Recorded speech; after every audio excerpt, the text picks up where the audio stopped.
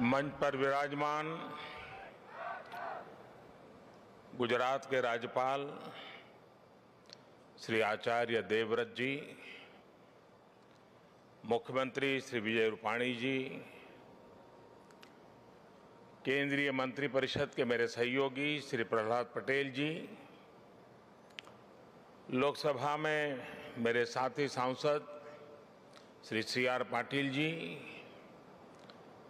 अहमदाबाद के नवनिर्वाचित मेयर श्रीमान किरीट भाई, साबरमती ट्रस्ट के ट्रस्टी श्री कार्तिकेय साराभाई और साबरमती आश्रम को समर्पित जिनका जीवन है, ऐसे आदरणीय अमृत मोदी जी, देश भर से हमारे साथ जुड़े हुए सभी महानुभाव, देवियों और सज्जनों और मेरे युवा साथियों, आज जब मैं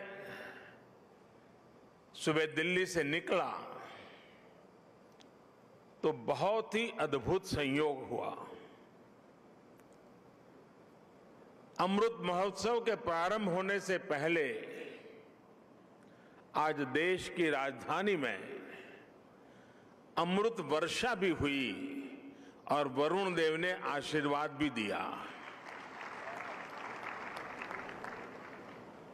ये हम सभी का सौभाग्य है कि हम आजाद भारत के इस ऐतिहासिक कालखंड के साक्षी बन रहे हैं। आज दांडी यात्रा की वर्षगांठ पर हम बापू की इस कर्मस्थली पर इतिहास बनते भी देख रहे हैं और इतिहास का हिस्सा भी बन रहे हैं। आज आजादी के अमृत महोत्सव का प्रारंभ हो रहा है, पहला दिन है। अमृत महोत्सव 15 अगस्त 2022 से 75 सप्ताह पूर्व आज प्रारंभ हुआ है और 15 अगस्त 2023 तक चलेगा। हमारी यहां मान्यता है कि जब कभी ऐसा अवसर आता है तब सारे तीर्थों का एक साथ संगम हो जाता है। आज एक राष्ट्र के रूप में भारत के लिए भी ऐसा ही पवित्र अवसर है। आज हमारे स्वाधीनता संग्राम के कितने ही पुण्य तीर्थ, कितने ही पवित्र केंद्र साबरमती आश्रम से जुड़े रहे हैं। स्वाधीनता संग्राम की पराकाष्ठा को प्रणाम करने वाली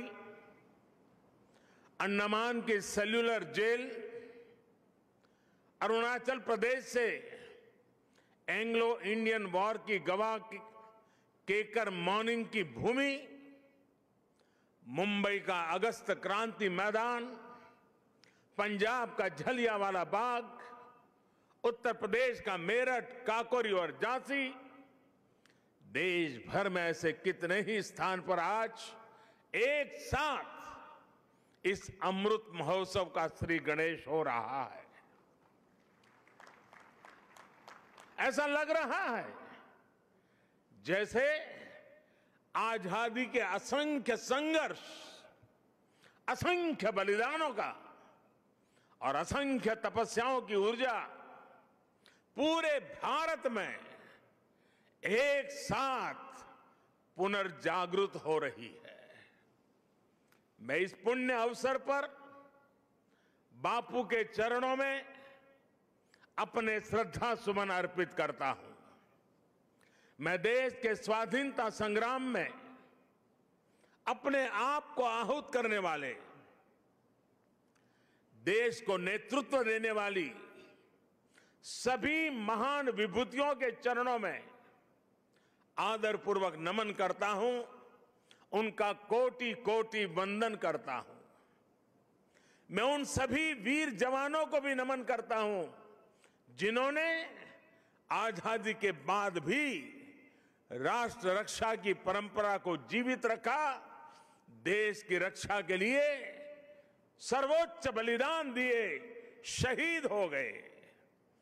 जिन पुण्य आत्माओं ने आजाद भारत के पुनर्निर्माण में प्रगति की एक एक ईंट रखी, 75 वर्ष में देश को यहां तक लाए, मैं उन सभी के चरणों में भी अपना प्रणाम करता हूं।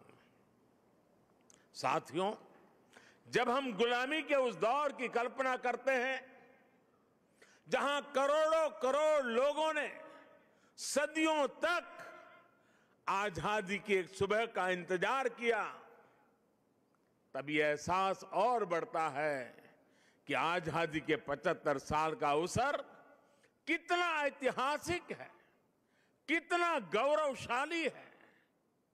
इस पर्व में शाश्वत भारत की परंपरा भी है, स्वाधीनता संग्राम की परछाई भी है और आजाद भारत के गौरवान्वित करने वाली प्रगति भी है।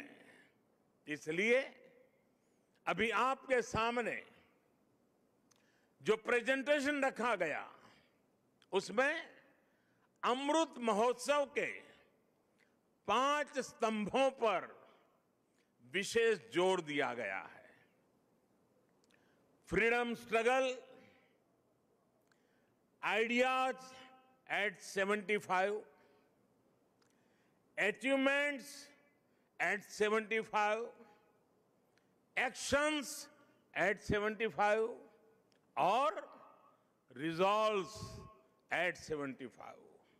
ये पांचों स्तंभ आजादी की लड़ाई के साथ साथ आजाद भारत के सपनों और कर्तव्यों को देश के सामने रखकर आगे बढ़ने की प्रेरणा देंगे।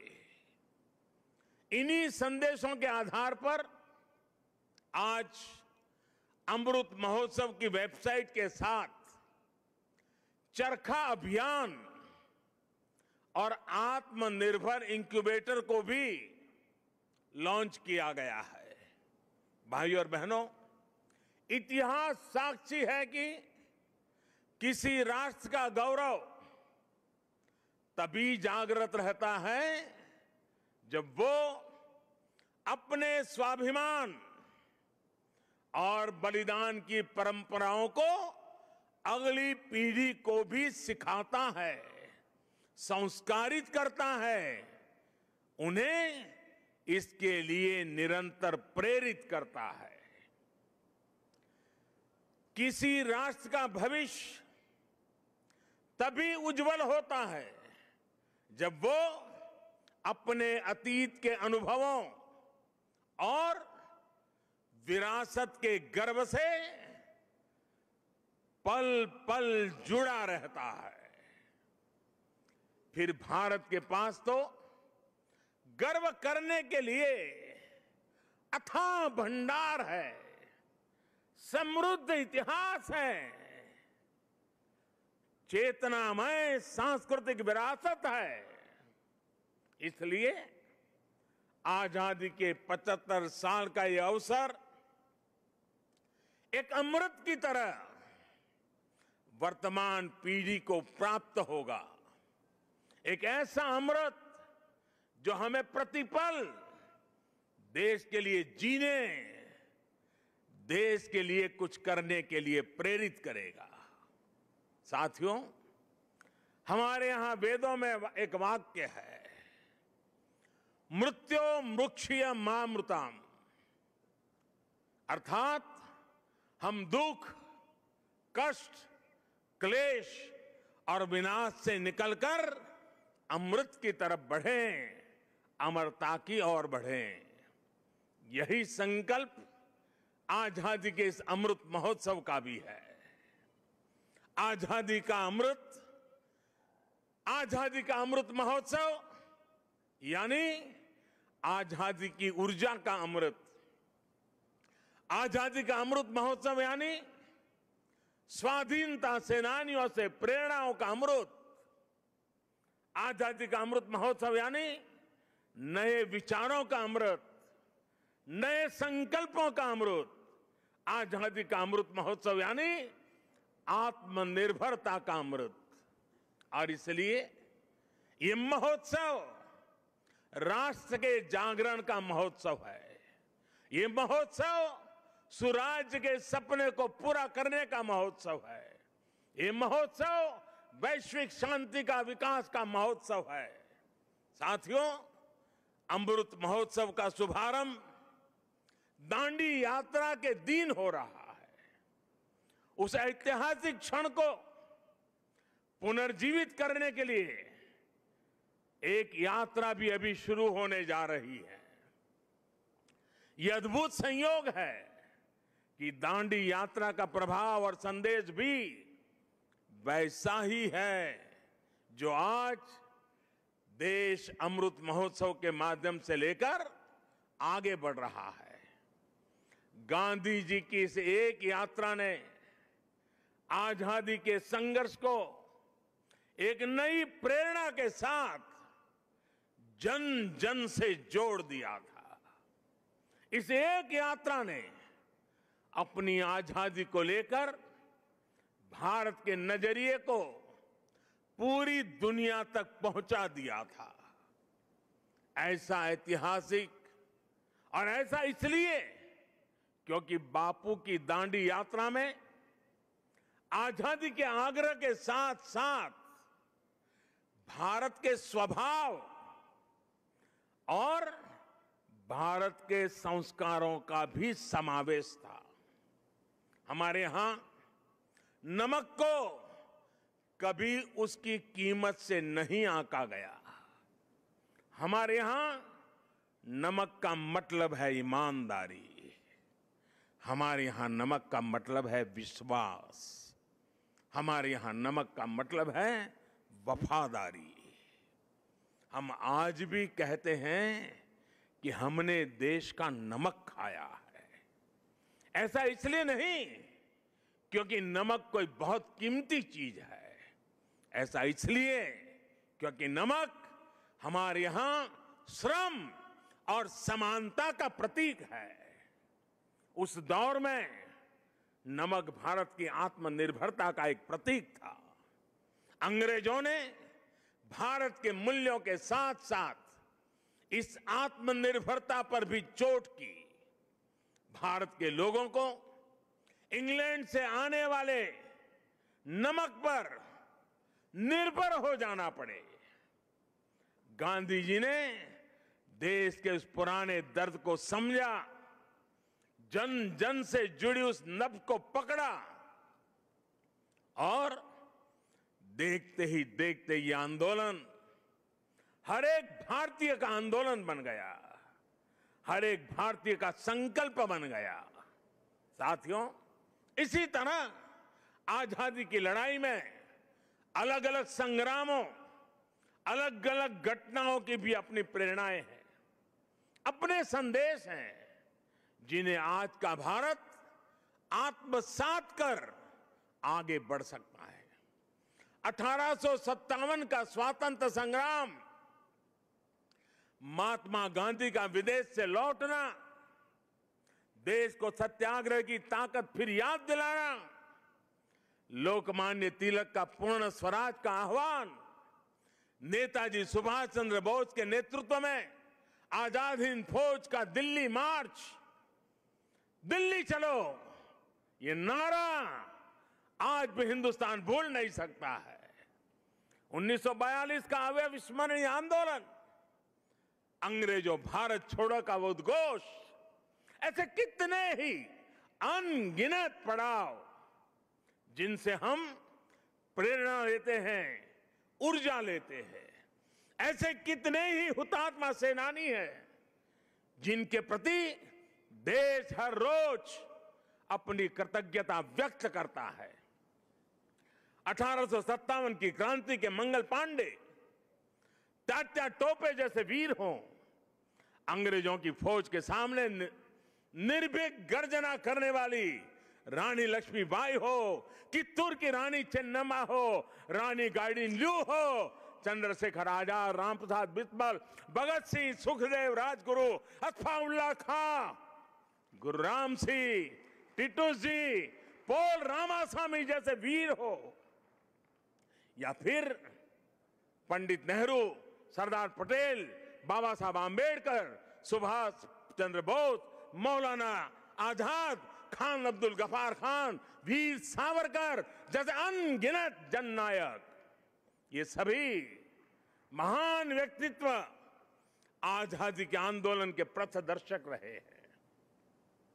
आज इन्हीं के सपनों को भारत बनाने के लिए, उनके सपनों का भारत बनाने के लिए हम सामूहिक संकल्प ले रहे हैं, इनसे प्रेरणा ले रहे हैं।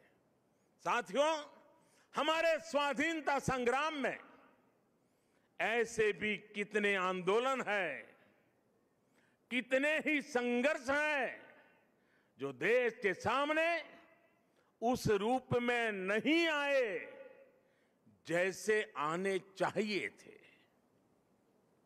ये एक एक संग्राम, संघर्ष अपने आप में भारत की असत्य के खिलाफ सत्य की सशक्त घोषणाएं हैं।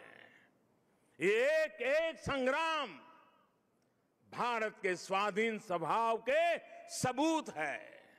ये संग्राम इस बात का भी साक्षात प्रमाण है कि अन्याय, शोषण और हिंसा के खिलाफ भारत की जो चेतना राम के युग में थी, महाभारत के कुरुक्षेत्र में थी, हल्दी घाटी की रणभूमि में थी, शिवाजी के उद्घोष में थी, वही शाश्वत चेतना, वही अदम्य शौर्य भारत के हर क्षेत्र, हर वर्ग और हर समाज ने आजादी की लड़ाई में अपने भीतर प्रज्वलित करके रखा था।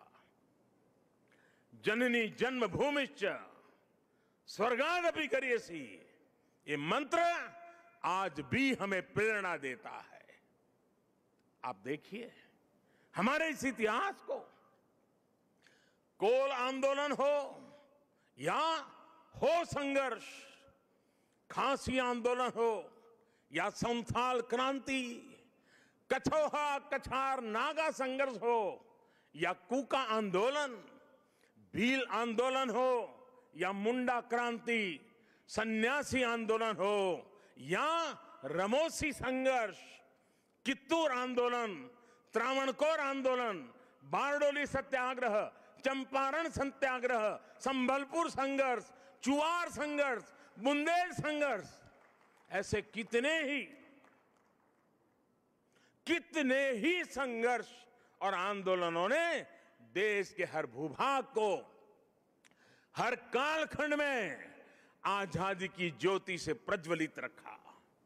इस दौरान हमारी सिख गुरु परंपरा ने देश की संस्कृति, अपने रीति रिवाज की रक्षा के लिए हमें नई ऊर्जा दी, प्रेरणा दी, त्याग और बलिदान का रास्ता दिखाया।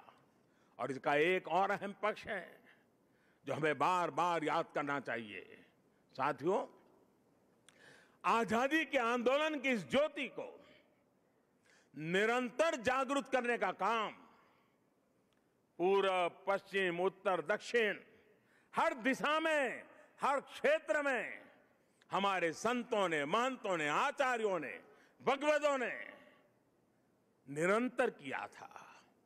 एक प्रकार से भक्ति आंदोलन ने राष्ट्रव्यापी स्वाधीनता आंदोलन की पीठिका तैयार की थी।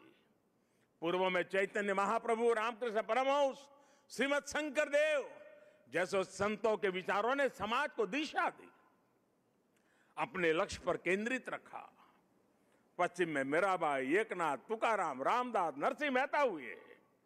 उत्तर में संत रामानंद, कबीरदास, गोस्वामी तुलसीदास, सूरदास, गुरु नानक देव, संत रैदास।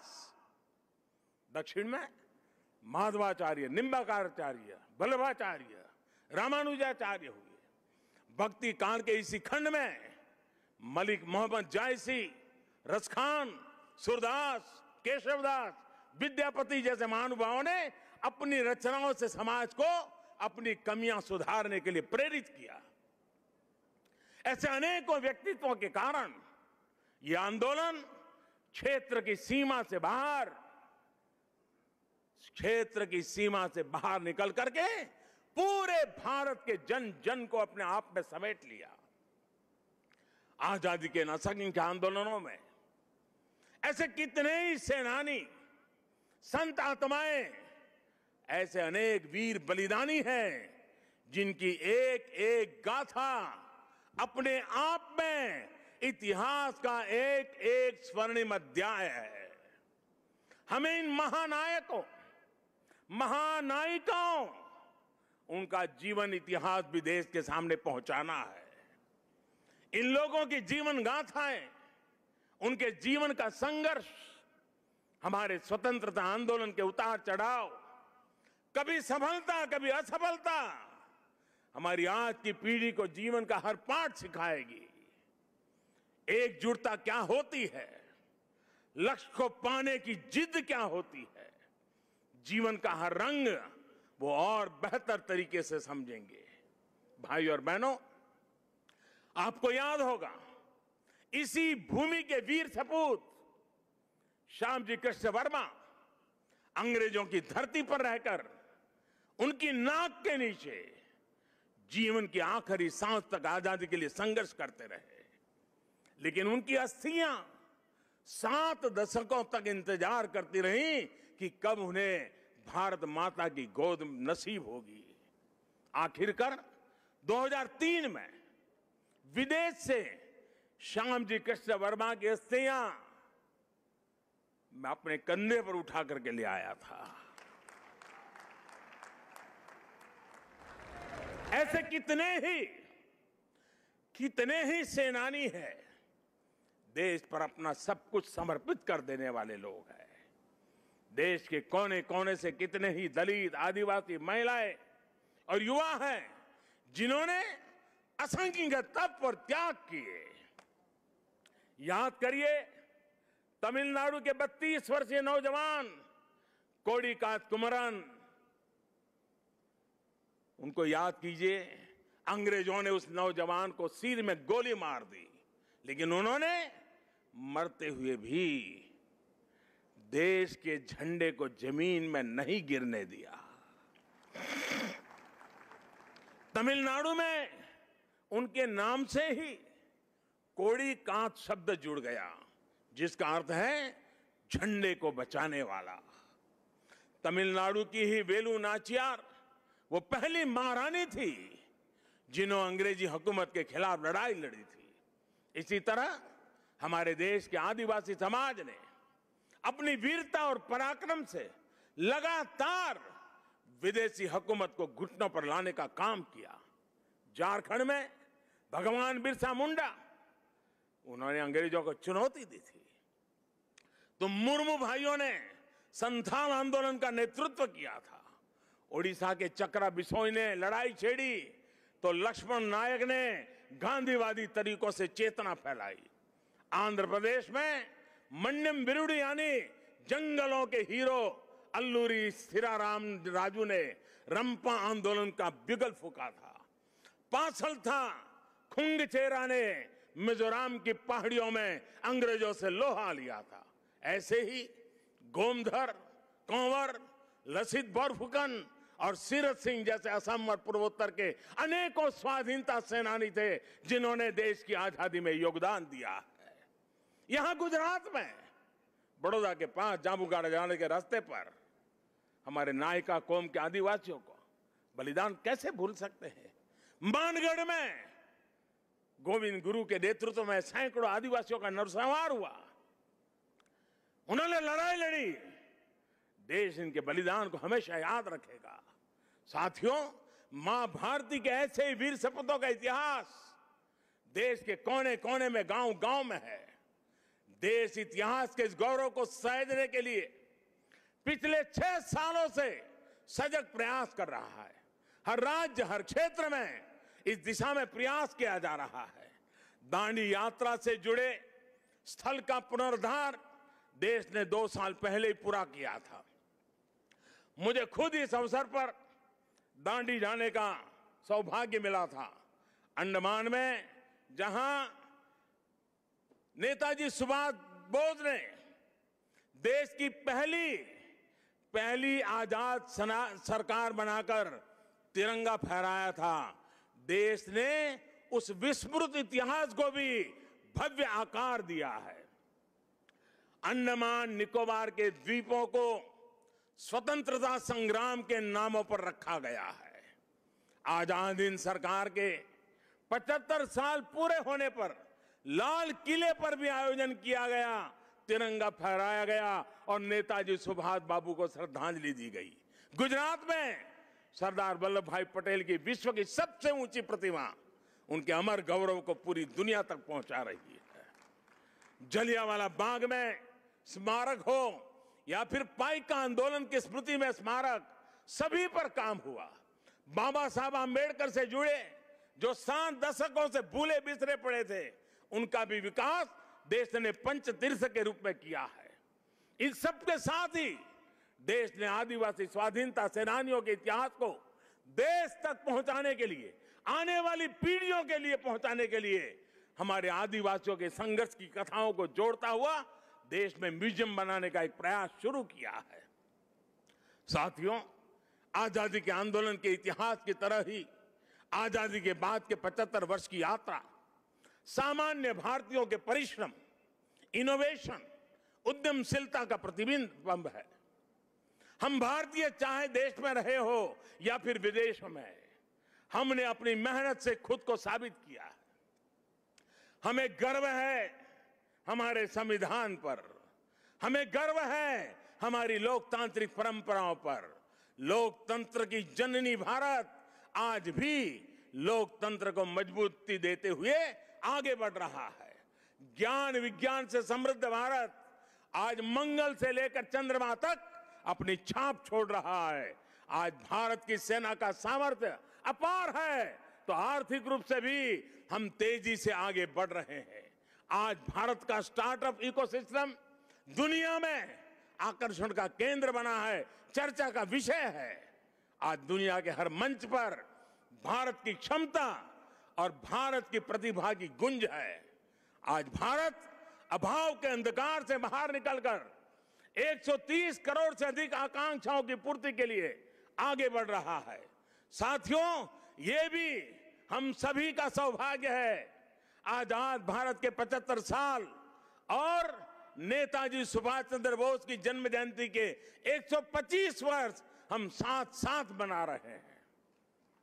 ये संगम सिर्फ तिथियों का ही नहीं, बल्कि अतीत और भविष्य के भारत के विजन का भी अद्भुत मेल है।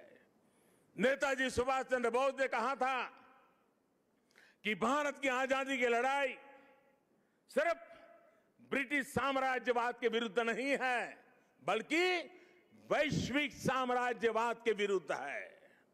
नेताजी ने भारत की आजादी को पूरी मानवता के लिए जरूरी बताया था। समय के साथ नेताजी की ये बात सही सिद्ध हुई।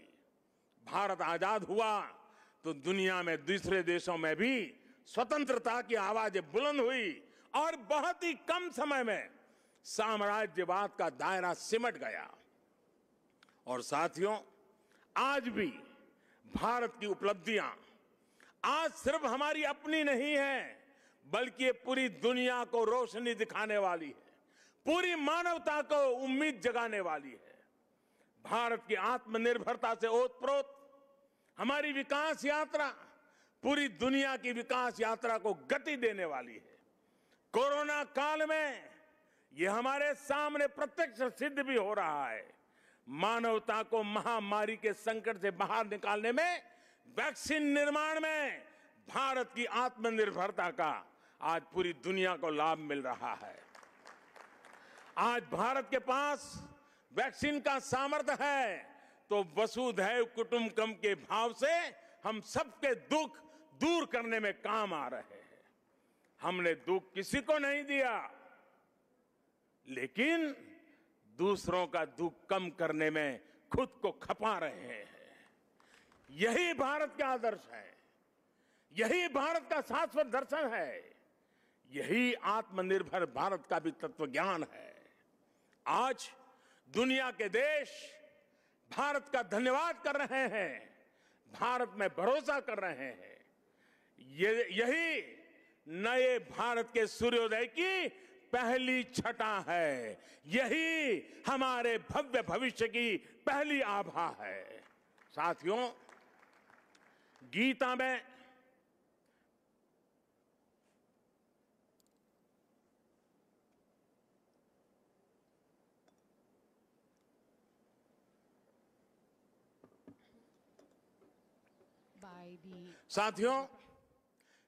में भगवान श्री कृष्ण ने कहा है, सम दुख सुखम धीरम सह, सम दुख सुखम धीरम सह अमृतत्वाय कल्पते। अर्थात जो सुख दुख आराम चुनौतियों के बीच भी धैर्य के साथ अटल अड़िग और सम रहता है, वही अमृत को प्राप्त करता है, अमरत्व को प्राप्त करता है। अमृत महोत्सव से भारत के उज्जवल भविष्य का अमृत प्राप्त करने के हमारे मार्ग में यही मंत्र हमारी प्रेरणा है। आइए हम सब दृढ़ संकल्प होकर इस राष्ट्र यज्ञ में अपनी भूमिका निभाएं। साथियों, आजादी के अमृत महोत्सव के दौरान देशवासियों के सुझावों से, उनके मौलिक विचारों से अनगिनत असंख्य आइडिया निकलेंगे। कुछ बातें